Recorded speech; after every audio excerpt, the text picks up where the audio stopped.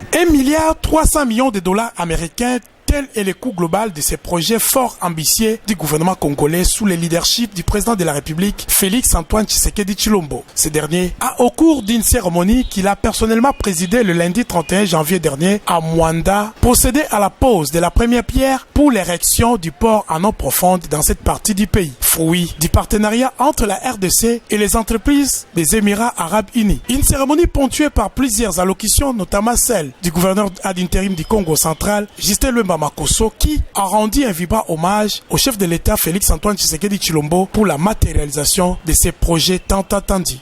La cérémonie de la pose de la première pierre pour la construction du port en eau profonde de Banana est une haute et parfaite expression de son Excellence, Monsieur le Président de la République, d'une vision qui renforce la souveraineté de l'État congolais.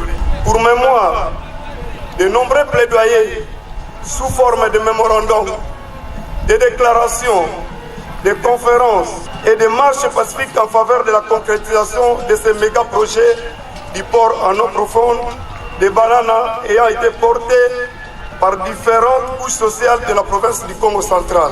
Il sera le débouché naturel pour toutes les grandes routes à caractère national. Il permettra de construire une véritable zone industrielle pour tous les grands produits locaux destinés à l'exportation. Il en découle que ce port renforcera l'interconnexion de notre cher et beau pays, tant sur le plan national qu'international.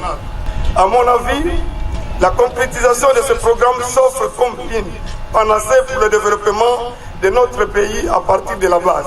La population du Congo central vous en remercie sincèrement, Son Excellence. Je me sens également réconforté par l'annonce de la disponibilisation pour le territoire de Mwanda d'un montant de $10 millions annuels issus de la production pétrolière par la PERECO. C'est donc de la part du peuple qui est garanti pour son bien-être. Aujourd'hui, grâce à votre vision, à votre clairvoyance, ce rêve devient une réalité. Et je suis heureux d'en être un des témoins privilégiés et oculaires aux côtés de multitudes de compatriotes. Face à cette évidence, le moment venu, notre population ne manquera pas d'éloges sur votre leadership en disant « Ece homo ». Voici l'homme, et voici l'homme qu'il fallait, et qu'il faut et qu'il faudra pour un Congo plus beau et plus prospère qu'avant. Cet homme s'appelle Félix Antoine Tshisekedi Tshilombo.